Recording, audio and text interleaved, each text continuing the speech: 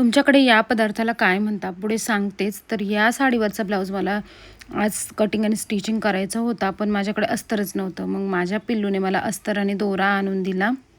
आता असे छोटे मोठे कामं तो रोज माझ्या हाताखाली करतोच. तर आता इथे मी बनवायला घेतलं आहे झिरकं, म्हणजे शेंगदाण्याचं पिठलं. तुमच्याकडे याला काय म्हणतात ते पण मला सांगा. आणि माझ्या कृष्णाला नाही खूप आवडतं. शेंगदाणे छान भाजून घ्यायचे आहेत, त्यामध्ये लसूण आणि हिरव्या मिरच्या टाकून छान बारीक करून घ्यायचं आहे. आणि आमच्याकडे याला तुपामध्येच फोडणी देतात. माझ्या माहेरी याला झिरकं म्हणतात आणि माझ्या सासरी शेंगदाण्याचं पिठलं म्हणतात याला.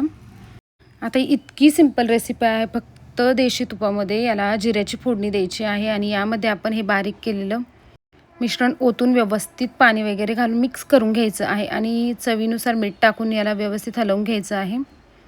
माझ्या सासरी याला खूप वेळ कड दिला जातो आणि अशा प्रकारे मग घट्टसर शेंगदाण्याचं पिठलं असेल तरच सर्वांना आवडतं. आता याला ना पुन्हा एकदा देशी तुपामध्ये 2 मिरच्यांची अशी वरतून फोडणी घालते आहे.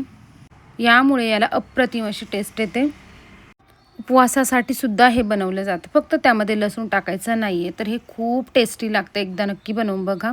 आज सोनूच्या दातांना ब्रेसेस बसवल्यामुळे तिला खूप त्रास होत होता. अजिबात पोळी भाजी खात नव्हती. मग तिला ना मी आज शिरा बनवून दिला आणि असं पण तिला शिरा खूपच आवडतो. यासाठी छान तुपामध्ये रवा भाजून घेतला, त्यानंतर त्यामध्ये ड्रायफ्रूट टाकले. आता ड्रायफ्रूट्स तिला नको होते, पण माझ्या लक्षात राहिलं नाही, मग तिने ते सर्व काढून फेकलेच. आणि असा शिरा बनवताना ना त्याला एकदा दोनदा वाफ देऊन घ्यायची. मऊसूत असा शिरा बनतो. याची डिटेल रेसिपी नक्की तुमच्यासोबत शेअर करेन. आजसाठी इतकंच.